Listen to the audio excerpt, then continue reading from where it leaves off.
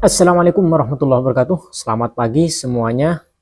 Kali ini kita akan update lagi kabar terbaru dari Pi Network tanggal 14 Maret 2025. Hari yang ditunggu-tunggu, yang konon katanya akan banyak berita ataupun kabar baru dari Pi Network hari ini. Di antaranya yang udah pasti sesuai jadwal, hari ini adalah hari terakhir untuk KYC.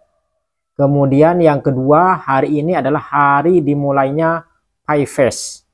Yang sudah saya singgung kemarin, PiFest itu adalah di mana Pi Network akan langsung digunakan untuk membeli barang-barang secara real ya di dunia atau di berbagai tempat. Kita lihat saja nanti informasinya seperti apa pelaksanaannya. Namun di sini juga ada kabar yang kurang mengenakan juga, yaitu ada kritikan ya dari CEO Bybit, Ben Zhu. Dia mengkritik Pi Network itu katanya lebih berbahaya daripada Doge dan Shiba Inu. Loh, kok bisa, kira-kira seperti apa? Mari kita bahas beritanya ya. Jadi Bybit ini sebenarnya salah satu exchange yang kemarin sempat ada rumor mau melisting PiCoin ya di tanggal 20 Februari 2025. Namun ternyata mengcancel atau menggagalkan untuk melisting PiCoin ini. Dan setelah itu kurang lebih tanggal 21 atau tanggal 22 ternyata Bybit itu kena hack dan miliaran dolar kena curi oleh para hacker dari Korut katanya ya, Korea Utara kalau nggak salah, seperti itu beritanya.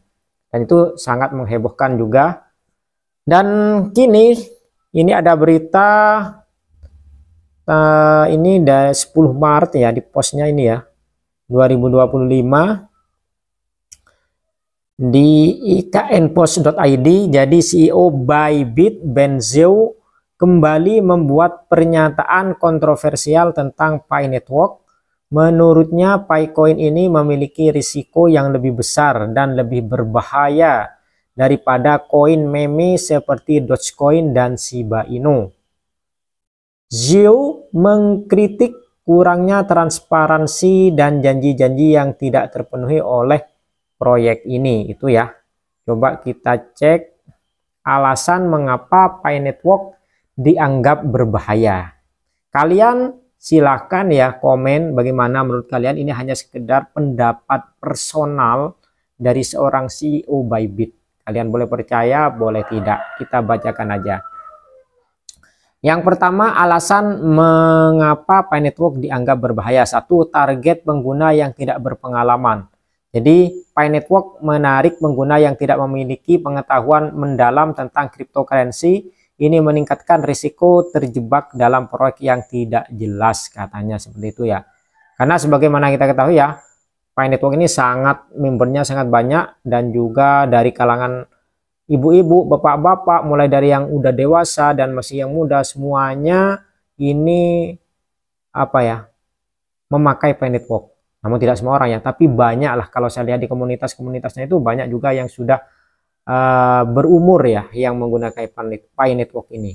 Jadi itu mungkin diantaranya. Namun menurut saya memang ada sisi positif dan negatifnya. Sisi positifnya tentunya itu membuktikan bahwa Pi Network itu diterima oleh semua kalangan, dan tentunya memang tidak semua orang itu paham ya. Namun seiring dengan waktu mereka akan belajar seperti apa itu cryptocurrency, seperti itu ya. Kalau mau dilihat dari sisi negatifnya ya ada, sisi positifnya juga ada sebenarnya. Justru dengan Pi Network dipakai oleh semua kalangan, maka cryptocurrency itu akan lebih dikenal secara luas, seperti itu.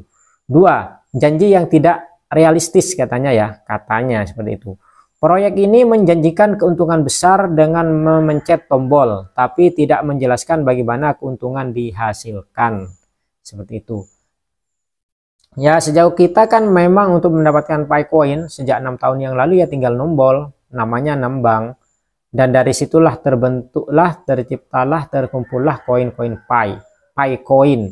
Nah, PiCoin ini nantinya akan digunakan untuk transaksi real ya, diantaranya transaksi real di komunitas yang sudah bergabung ya, di komunitas yang udah bergabung. Jadi ya terserah nanti komunitas mau dipatok harga berapa, itu sebenarnya seperti itu sih kayaknya rencananya dari awal seperti itu.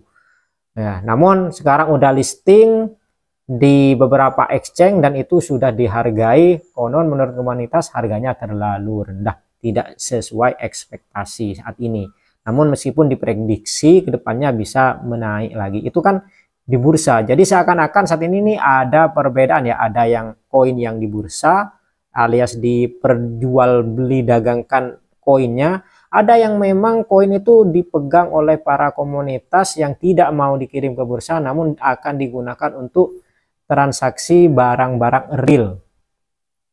Jadi menurut saya ya itu terserah kesepakatan komunitas mau dihargai berapa satu painya itu. Namun nanti kedepannya apakah ini regulasinya bagaimana itu juga perlu dipikirkan ya di berbagai negara. Misalkan nih satu tas ini saya hargai satu pai, berarti ya satu pai seharga tas ini. Ketika saya menjual ini dengan satu pai berarti satu pai saya itu senilai dengan harga tas ini. Nah kedepannya saya mau tukar apa lagi satu pai itu dengan barang-barang yang saya perlukan, kan seperti itu. Karena fungsi dari anggaplah uang itu sebenarnya untuk penyimpan nilai ya. Jadi kalau satu pai dihargai satu mobil misalkan, berarti ya satu mobil itu satu pai. Kamu nanti akan ditukar apa? Kan seperti itu. Kemudian kurang transparansi katanya ya. Tim di balik Pi Network tidak terlihat jelas dan tidak ada komunikasi terbuka dengan komunitas. Saat ini yang sering kita lihat 2 orang, yang dulunya 3 kan tinggal 2 orang.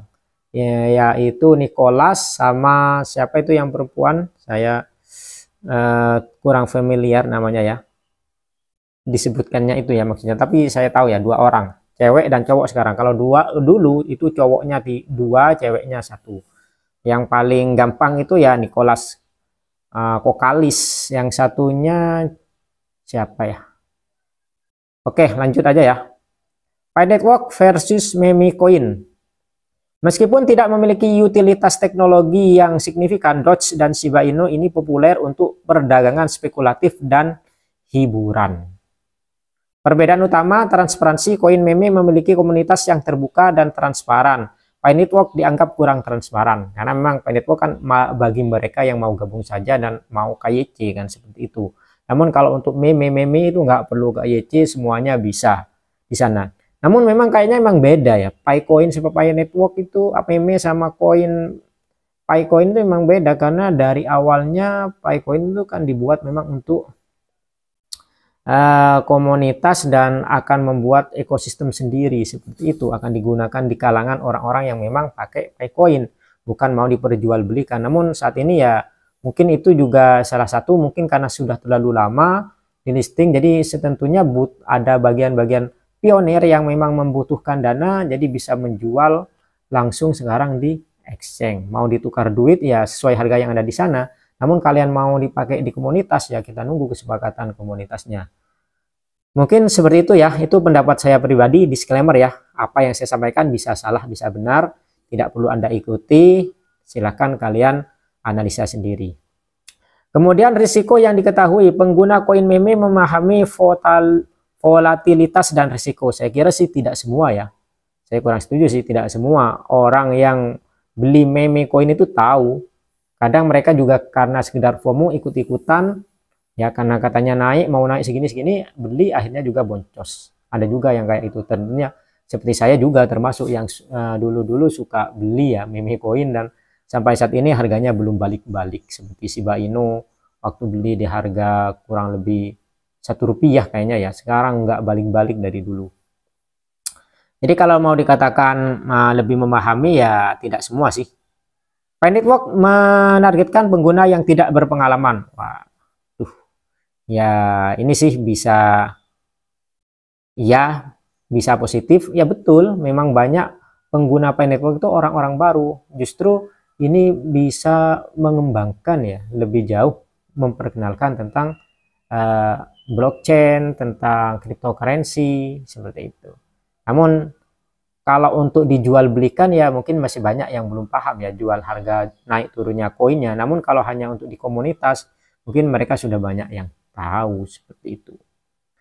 Utilitas koin meme tidak memiliki utilitas nyata. Pi Network menjanjikan keuntungan tanpa penjelasan detail. Katanya seperti itu. Benziu tidak hanya mengkritik Pi Network tapi juga mempertanyakan kelayakan jangka panjang proyek ini. Berapa poin penting ini dari kritikannya. Oke. 1. Tim yang tidak terlihat, janji yang tidak terpenuhi, operasi seperti skema Ponzi katanya ya. Zhou menyatakan bahwa Pi Network mungkin berpotensi seperti skema Ponzi di mana investor baru mendanai investor lama. Ini kan hanya kemungkinan ya. Respon Pi Network terhadap CEO Bybit. Pi Network membantah kritik Benziu dan menyatakan mereka tidak terlibat dalam serangan media sosial terhadap Bybit. Oke, jadi itu ya kabarnya. Kalian mau percaya ya terserah, mau kalian nggak percaya juga ya terserah kalian. Ini hanya sekedar informasi, silakan disaring sendiri ya. Oke teman-teman, sebelum kita akhiri kita akan update lagi tentang harga Pi Network ya. Pertama kita update di aplikasi Bybit, salah satu aplikasi yang dapat jual dan beli koin Pi. Jadi buat kalian yang mau jual ataupun beli ya di sini. Namun ya kalian harus tahu risikonya ya, biar nggak dikatakan seperti CEO-nya Bybit hanya tidak tahu risiko. Jadi yang namanya cryptocurrency mau Pi mau apa saja kalau udah masuk ke bursa itu bisa naik bisa turun harganya. Seperti itu. Namun kalau di komunitas itu kan tergantung komunitas yang menentukan nanti. Nah kalau kita lihat di sini kemarin sudah pada hijau, pada biru, sekarang ternyata udah merah lagi ya. Kita lihat aja di sini harganya, jangankan Pi, Bitcoin pun juga merah. Jadi dalam satu hari terakhir ini udah turun 8,49 atau di atas 7,31, harga tertingginya 1,79. Harga terendahnya 1,6, berarti saat ini ya harga terendahnya ini dalam 24 jam terakhir. Untuk volumenya 94,52 M, perputarannya USDT itu 159,22 M. Selanjutnya terakhir kita cek seperti biasa di Coin Market Cap. Baik, kita cek ya di Coin Market Cap sekarang untuk harga dan peringkat masih tetap bertengger di peringkat 11 ya, dibayang-bayangi oleh koin Leo di bawahnya, selisih sekitar 50 triliunan ya. Ini cap pasarnya 190 triliun. Merah ya, turun 7,13 sama seperti Bitcoin, ETH, USDT juga merah juga ya. Kita cek sekarang untuk harga di sini. Jadi 24 jam terakhir turun 7,41.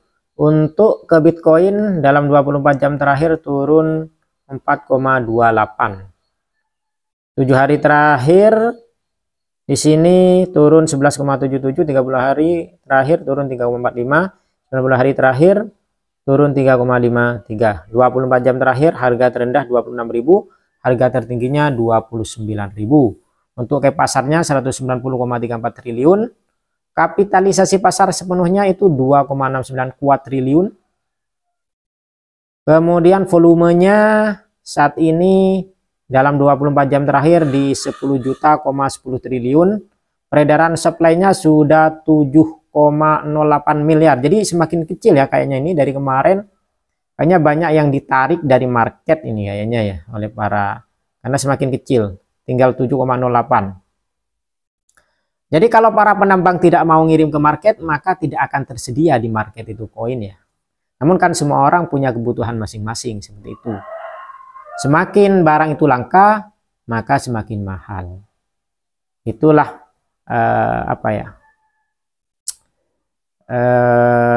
hukum supply dan demand, permintaan. Kemudian supply maksimumnya 100 miliar, supply totalnya 100 miliar, peringkatnya tetap 11, harga tertingginya 48, harga terendahnya 10. Dominasi pasarnya kayaknya naik ya, dari kemarin 47 sekarang jadi 44% atau 44%. Sedikit saya baca di sini ya, komentar Banteng Ungu, saya udah menyimpan beberapa Pi di dompet untuk beberapa tahun mendatang. Wow, bullish. Kemudian ini terkhusus untuk yang frustasi dan galau, besok 14 Maret penentuan batas akhir KYC, dan yang tidak lolos KYC koinnya akan dibakar sehingga jumlah pasokan beredar akan berkurang di grafik statistik CMC. Artinya harga koin Pi akan berubah menjadi lebih tinggi. Ini ya, diprediksi meningkat antara 10 sampai 30, bahkan bisa lebih tinggi lagi. Beli dan tahan sekarang juga. Ini hanya beberapa pendapat orang pribadi ya.